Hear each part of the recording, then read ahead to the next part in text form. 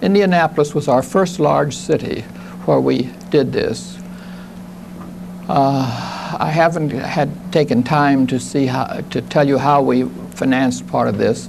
We did set up a foundation. We got the Western Printing Company to make a grant of both kind and money to pay for a large test, 32 matched classes, half of those in Indianapolis and half of them spread through the southern suburbs of Chicago. The best work was probably done in Indianapolis because there was less transitory classes, so we could, in Indianapolis, we could test kids through their entire school life, and we could test year after year after year. We had 32 matched pairs. The program was run by a man by the name of Tom Parsons, who lived here in Park Forest and was on the staff at the University of Chicago. And the statistical work was done by Dr. Wolf, who was with Dr. Bloom in the School of Education. And they found a very significant difference over time and from one year to another and one class to another. So it turned out to be very, very effective. But then we get to another little matter. Western Printing, who printed 84 books for us, discovered they couldn't get a copyright on the books. At that time, copyright in English had to be spelled with 26 letters, A, B. They had already copyrighted these books with their artwork in them, so putting just a strange set of characters in the books did not justify a special copyright. Right in the midst of our second year, the executives of Western Printing decided to halt everything. They did continue funding our tests, but they burned all the books.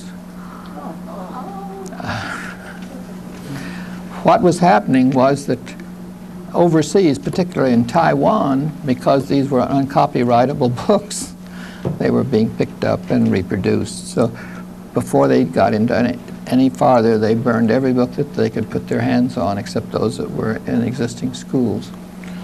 So that was the end of our association with Golden Books and Whitman Books and one thing and another, although, as I say, they did continue. Later, we got the Lilly Foundation in Indianapolis to pick up where they left off, and we started after 17 years, we started a new program down there, which is still operating as far as I know,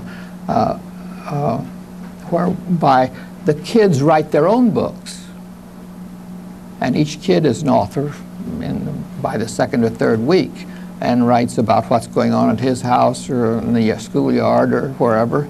And these books are then Xeroxed, these pages of stories, so that you have 30 books every day or every other day being written, and the kids exchange books and read for the class. You learn a lot of family secrets that way too.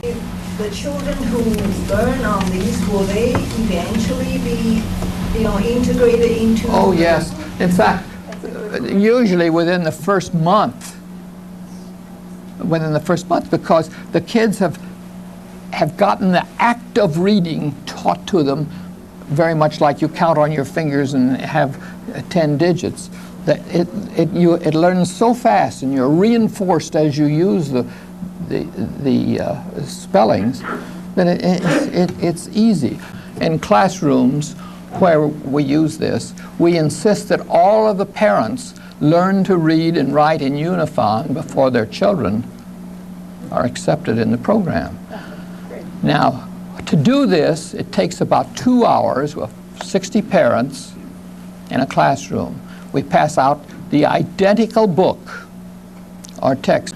At the beginning, the first person in the first row finds it very difficult. And then while he's reading, the next person is learning from his mistakes and from a little help. There's usually a chart of the sounds and symbols. So as you go along in the classroom, say with 60 parents, it gets better and better. So by the time you get to the back row, they're all experts. Then you come down to the first row for this poor parent who struggled for 5 minutes to get through the first sentence. He or she is reading as good as the people in the back row. And the very act of reading teaches itself. It's reinforcing. That is the blessing of an isomorphic set. That's why mathematics is much easier to read. That's why numerals are easier to read. They're self-reinforcing. Every time the letter is seen, it carries with it the same identical sound.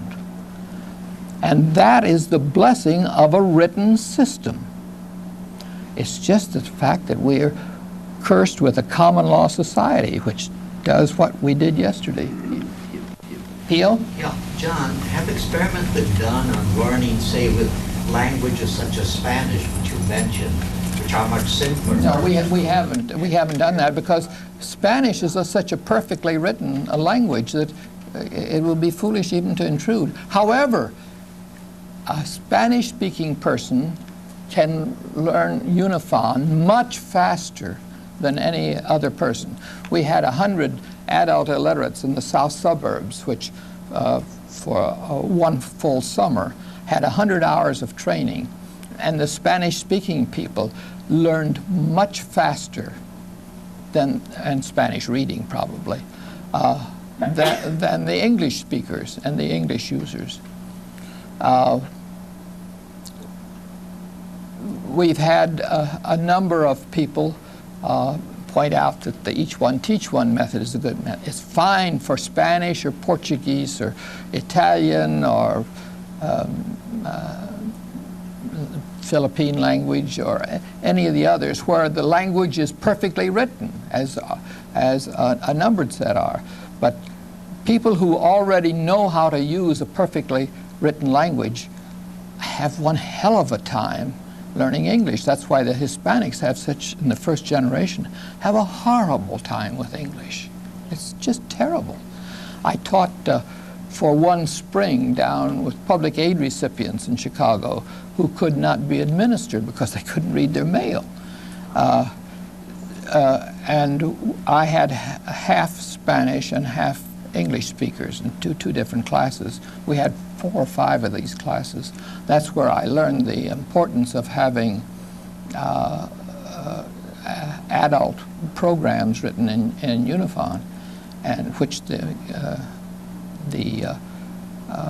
Industrial Relations Center extended and published a number of books for adult illiterates over in Michigan with the help of the Mott Foundation. But the use of a well-written language has enormous, just enormous benefits to other peoples coming into this country.